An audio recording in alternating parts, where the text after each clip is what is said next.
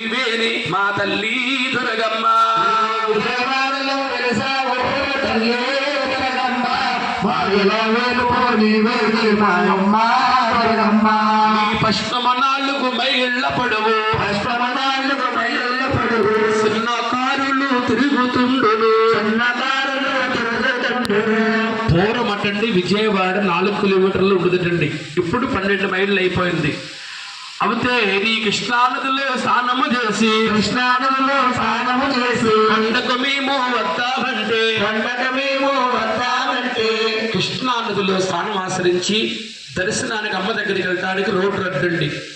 ఆ రోడ్డులో చిన్న కారులు తిరుగుతుండను చిన్నదారులు తిరుగుతుండును ఈ పాపలకు మాపము లేక పెట్టుబడులకు మోపము లేక కాళ్ళకు నువ్వు గజ్జల కట్టి కాళ్ళకును గజ్జలు కట్టి సింధుల తొక్కుతా ఉన్నావు తల్లి దుర్గమ్మ ఎదరిక దర్శనం ఇచ్చావు నా తల్లి దుర్గమ్మ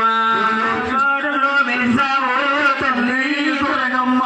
మావిలో వెలుపు నీవేనే మాయమ్మ దుర్గమ్మ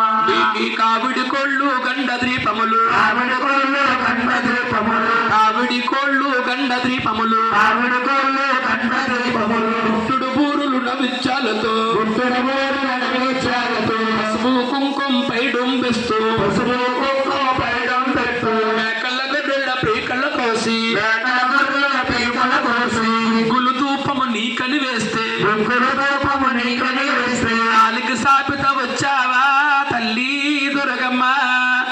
ఆరమందుకుంటావు తల్లి దుర్గమ్మ విజయవాడలో వెలిసావు తల్లి దుర్గమ్మ మాయల వెలుపు నీవేనే మాయమ్మ దుర్గమ్మ కంపిటి కళ్ళు తెరుసు చూసుతూ అప్పుడు కళ్ళు తెలిసి చూసుతూ మధ్యల కట్టికి నాక్షమాడుతూ జలగట్టుకు నాట్యమాడుతూ గంపిడి కళ్ళు అంటున్నారు ఏమిటయ్యా అనుకుంటున్నారు తల్లి. మనకు ఒంటికి రోమాలు ఎన్నున్నాయో అమ్మవారి గుళ్ళల్లా నేత్రాలు ఉంటాయటండి. తల్లి 2 కళ్ళతో చూస్తుంది. అవును, 3వ కన్ను కాని చూసినా ప్రపంచం తారుమారులైపోతుందట. ఏమిటయ్యి అనుకుంటారు. 3వ కన్నులో వచ్చిన విశ్వజాలలు పొంగులు పాటకాలు మసేస్కాలు దొమ్మలు కలరలు జాడ్డాలు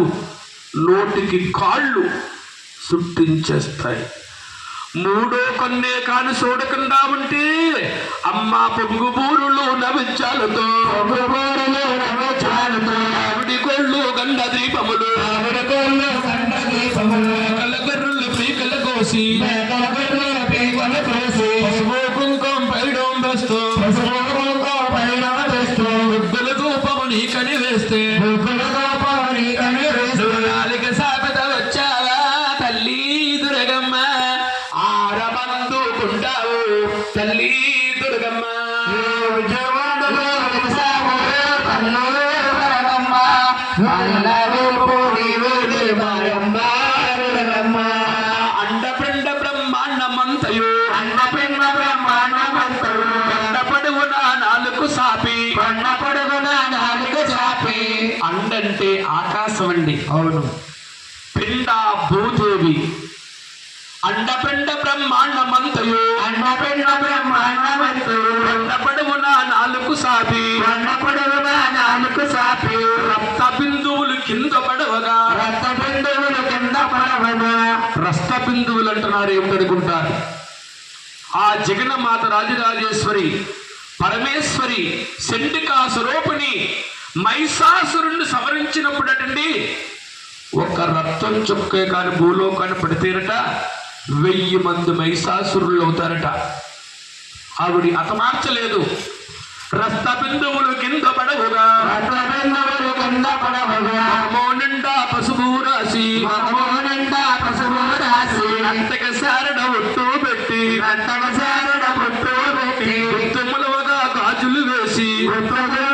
గాజులు వేసి 12 మూళ్ళ పటాసు కత్తి 12 మూర పటాస కత్తి గజసూలములు శాతన బట్టి గజాసూరములు చేతన బట్టి ఆదివారము అమాస నాడు ఆదివారము అమాస నాడు ఆదిశక్తికానందము కలిగి ఆదిశక్తిగా నందము కలిగి దుర్గాదేవికి సరదా కలిగి